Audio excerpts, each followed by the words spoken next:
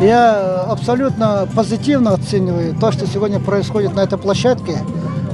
Дело в том, что сегодня у дальневосточников слово «тор» или «тосер» находится в устах, и люди определенно ждут какие-то результаты, какие-то движения в реализации законопроекта, который совсем недавно было принято на федеральном уровне.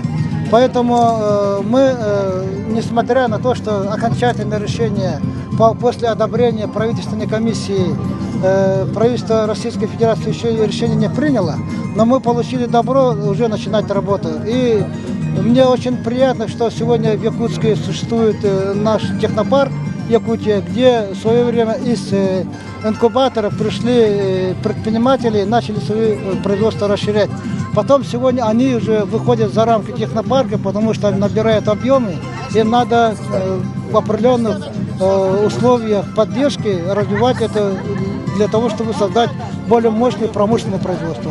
Вот с этой точки зрения руководство города Якутска и технопарк внесли предложение создать на территории Капитоновки вот эту зону ТОСЕРа, создавая индустриальный парк.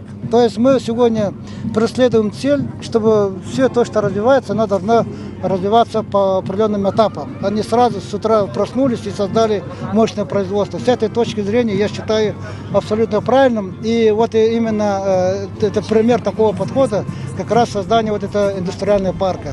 А индустриальный парк будет создаваться на условиях уже действующих, работающих территорий опережающего развития. Сегодня уже мы начинаем реальное воплощение этой идеи.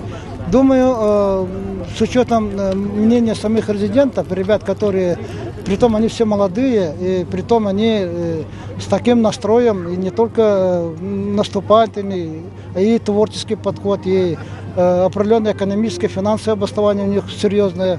Поэтому мы надеемся, что этот индустриальный парк через год, если мы сюда приедем, мы увидим достаточно другую картину. Начало уже конкретных производств. Вот это и есть та работа, которую мы должны вместе все проводить.